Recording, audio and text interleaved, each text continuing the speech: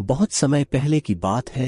एक आलसी व्यक्ति एक गांव में रहता था। इतना आलसी था कि कई कई दिन तक नहाता भी नहीं था। मगर पेट तो रोज भोजन मांगता है। लेकिन उस आलसी व्यक्ति के मन में था कि भगवान ने उसे पैदा किया है तो वही उसके भोजन का इंतजाम करेगा। उसने कभी घर में चूल्हा तक न जलाया था। जब कोई खाने को दे दे तो खा लेता, नहीं तो भूखा प्यासा नदी किनारे बैठा भगवान को कोसता रहता। 2 दिन से किसी ने भी उसे खाने को कुछ नहीं दिया था। नदी किनारे बैठकर हवा खाकर तो पेट नहीं भरता। जब भूख बहुत सताने लगी तो बेचैन हो गया। तभी वह क्या देखता है कि नदी में एक कौवा बड़े ही आराम से तैर रहा है। हैरानी हुई, लेकिन ध्यान से देखने पर पता चला कि कौवा एक मगरमच्छ की पीठ पर बैठा था। उसने सोचा, मैं जीतना भी आलसी हूँ, लेकिन यह कौवा तो मुझसे भी ज्यादा आलसी है, जो उड़ने से बचने के लिए मगरमच्छ की पीठ पर बैठा था। उसने सोचा, मैं जीतना भी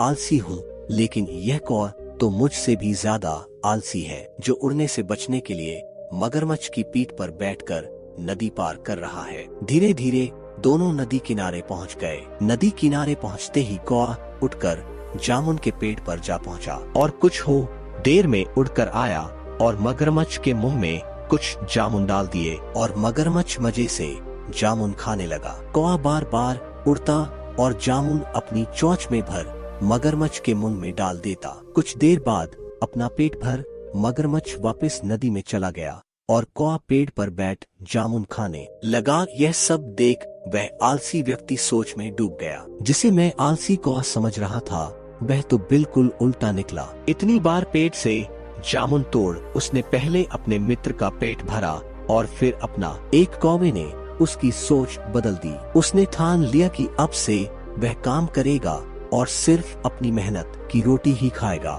दोस्तों, भगवान का आशीर्वाद उन्हीं लोगों को मिलता है जो मेहनत और लगन से आगे बढ़ना चाहते हैं। आलस छोड़ो और अपना काम स्वयं करने की आदत डालो।